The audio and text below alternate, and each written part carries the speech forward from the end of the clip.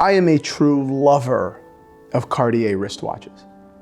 I don't think I'm more inspired or impressed by any other historical horological artist. What do I mean by that?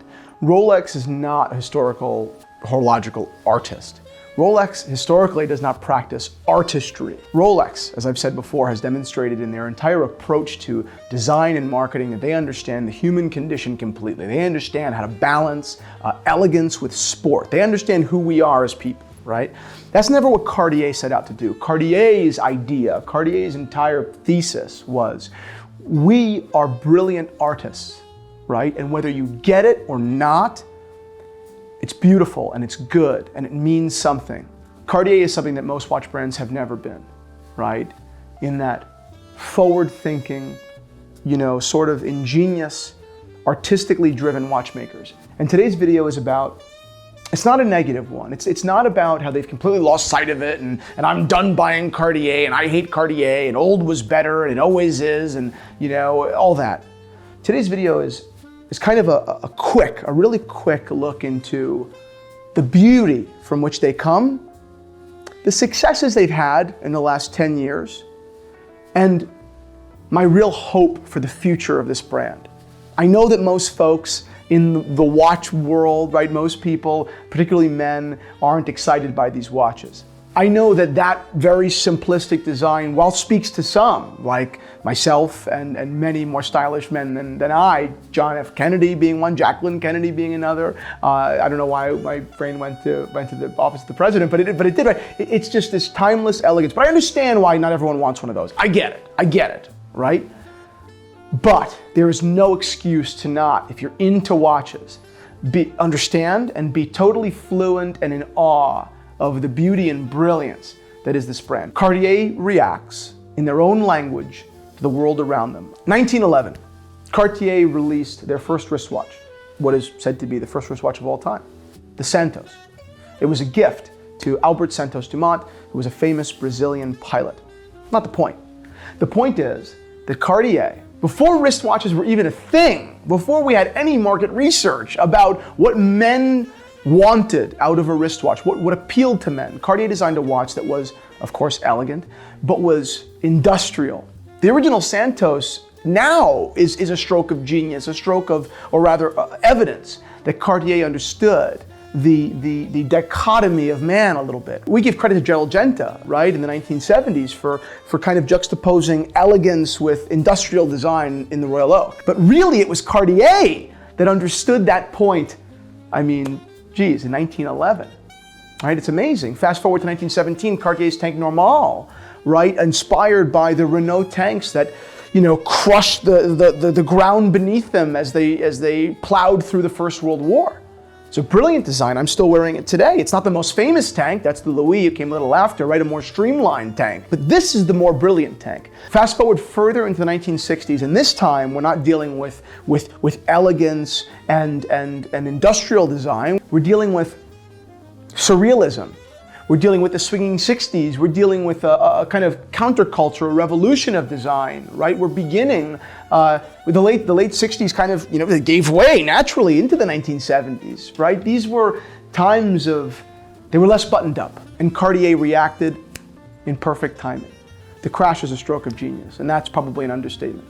The original crash specifically, that crash London, all handmade, each a little bit different in its dings and nicks and its form, each basically melted in its own fashion. The general construct, sure, but melted in its own way. It's amazing. 1969, Aldo Cipulo, the Italian designer, released the Love and the Juste un Clou. Brilliant. And half a decade before Gerald Genta came out with the Royal Oak. God knows, those watches are fantastic. I would kill for an A series. Not the point though. The point is it was their idea first, right? And I know metal aside, but the principle of design is Cartier's. Fast forward to modernity, because there was a dry spell for a long time, and we know it. 2017, Cartier releases their Ecru, a brand new collection, not designed by Aldo Cipulo, but certainly in his spirit. I think the Ecru was a better successor to Aldo Cipulo than maybe anything Audemars Piguet has released in succession to the original Royal Oak. And if it's not It's pretty fucking close, maybe AP's perpetual ultra thin. But the point is, stroke of brilliance. Underappreciated, I think, because it's jewelry and was never made into a watch. So, you know, the average watch lover doesn't necessarily understand it, doesn't necessarily care about it. But from a design point of view, brilliant. Cartier released the Clash in 2017. Very punk rock, very tough, very Ramones, right? I mean, tough, East Village. I loved it. I thought it was fascinating. And then Cartier had the brilliance. God, I love criticizing, but the only thing I love more than criticizing is giving credit where it's due. Cartier had the brilliance to then take the Clash and bring it into the line of the Benoit. Another just genius piece of Cartier design from the 20th century, this oval, long Cartier that reminded its designers of a bathtub, probably very common to the wealthy French that designed them. When they introduced the Clash to the Benoit, it got no attention, and those watches are undervalued, underappreciated, and I understand fundamentally why. They're precious and they're weird, and until a guy like John Mayer says they're good, they're not. The Crash skeleton. I don't think Cartier has done anything interesting with the Crash since its release, apart from the skeleton. The skeleton was brilliant, but I suppose I do wonder if Cartier has lost the sauce. I do wonder if Cartier is interested in reacting again in their own language to the world around them. And I'm hopeful that they are, right? And I have some evidence to believe that they are, right? They're doing more collector stories on a separate Instagram. I don't think the collector stories are very good. They need a better creative firm, I'll tell you that right now. I think they'd probably admit it too. But it does show an interest.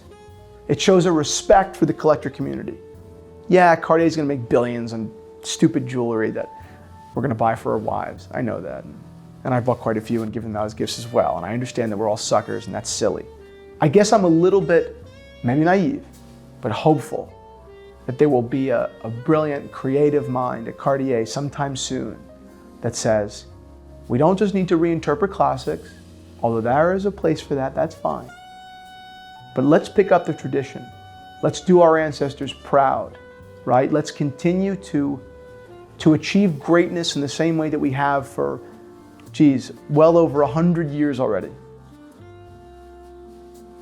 So they will forever have the moniker of the jeweler of kings. Are they still the king of jewelers? Not now, no. No, I don't think so. I don't think so. I think that there's a winner's curse. And the winner is that they became a multi-billion-dollar company selling things that are cool and neat, but average. And you do begin to rest in your laurels. And I don't think that anyone out there is true that tastes luxury, that really buys a ton of this stuff, right? The kings are excited by Cartier at the moment. No. People that are really into this, that have lost the excitement for the mundane and the repetitive, they're not buying the mundane and repetitive. But Cartier never was that. That's the point. They were the big boys. They were always big boys, but they weren't mundane. They were exciting. It was literally stepping into an artist's mind. I mean, imagine that. Like walking into Picasso's workshop, and instead of making, paintings, he was making, pottery. It's the same idea. It's like, you saw a tree yesterday, and now you're making it into something. You know what I'm trying to say? Like, reacting. I mean, look at what he did with Guernica, right? It's the same thing. You're seeing this reality, and you are, through the medium that you are a specialist in, reacting. That's what an art. Rolex doesn't do that. AP doesn't do that. Cartier was an anomaly. Cartier was an anomaly, an art school kid that happened to be good at business, right? And you love when that happens. It's like when a truly great indie band becomes a $100 million company. It's like, good for them. Like, I'm glad they did it because they deserve it. They really earned it.